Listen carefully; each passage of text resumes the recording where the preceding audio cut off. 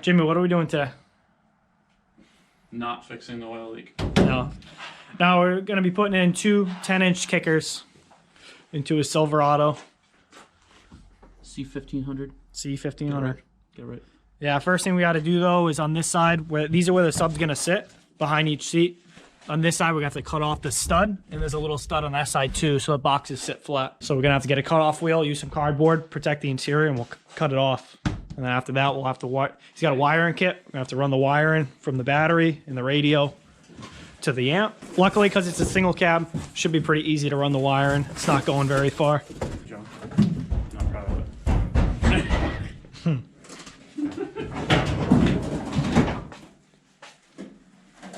Go right down this way, but I'm not seeing anything over here that we can use.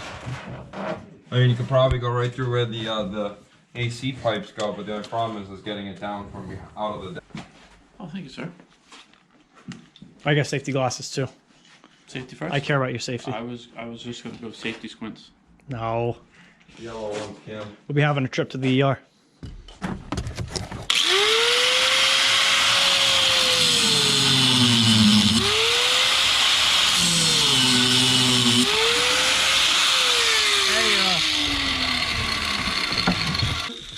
It yeeted itself. Are you serious?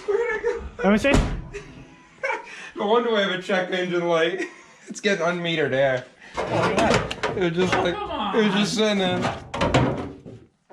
This truck's a piece of shit.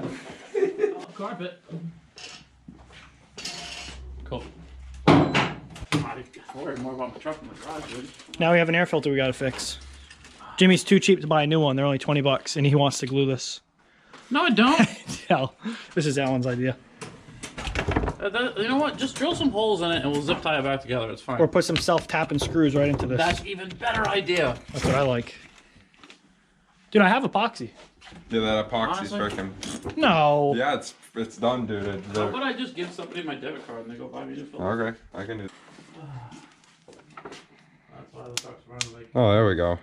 Mm. Just needed a little more sauce. More sauce. A little more sauce there, bud. Sauce? I'll just put a little dabble on each side and call it a day. I'm hacking up stuff. And then we just slam it down. Are you seriously gonna glue that Give together? it a nice little press and just let it sit.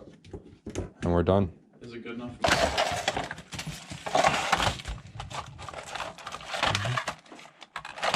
What are you running first? The power wire. That one's gonna be the more difficult. You find an open grommet? Somewhat, sort of. Is there a rubber ground over there? Or is it foam? I'm gonna follow that line that I was playing with. Extremely awkward. But anyways, I'm gonna take my radio off. There it is. The top you have to pop out first. There she goes. Alright. There we go. And I'll just take the whole And the wires are going to be hooking up to, pretty much on any aftermarket radio, the signal wire that you're going to hook up to the amp is going to be this blue one. Oh, actually, no, this is antenna. It's always blue. I was going to say this amp connect, this is going to be the one we're going to use for the sub. Yeah, because I don't have steering wheel controls. Yep. That's what the other one is. And here's my microphone. And then the RCA cables, those are going to plug right into the back of the head unit. Power wire. And Finally got the power wire, ran through the firewall. We had to disconnect the seat belt in order to get this plastic piece off, like the sill plate. We had to take off the kick panel too. So what we're gonna do is run the wires underneath, and then after we're all done, we'll put the plastic trim covers back on. And you won't even be able to know there's wires running through here. Whenever you install these kits and they come with the fuse, you always want to have the fuse closest to the battery.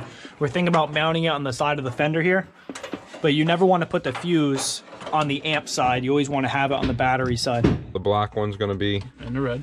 in a red, and then the white one's gonna be in a fucking white. And I'll match it up on the app the same way. There we go. It worked. Stop putting me on the spot, bro. So we test fitted one of the speaker boxes. Fits nice behind the seat, goes all the way back. Now we just made a little mount for the amp just so it's not sitting on the carpet. It's gonna breathe out of the bottom. If you're looking here, there's a small gap. If you were to put this amp directly on the carpet, it'd overheat it. So we did that. We're gonna put this right on top of the carpet, hook these up, and we should be good to go. Power wire, whenever we're ready, this is gonna be the last step. We'll hook that up. On this side, we ran the power wire from the battery right through the firewall down the sill plate.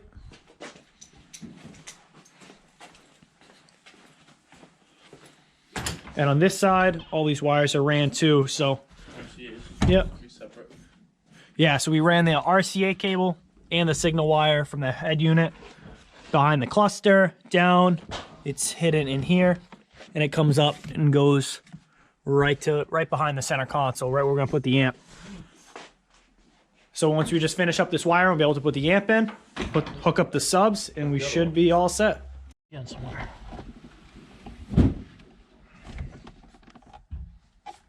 All right. So we just finished up the install. It looks really clean. These things fit perfectly behind the seats. The amp is small enough where it fits perfectly behind the center console, and it sounds really good.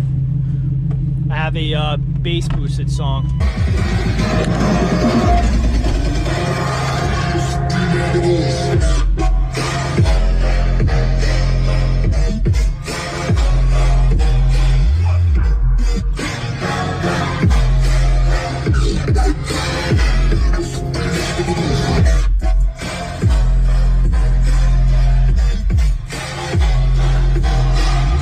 If you guys like this video, drop down in the comment section below.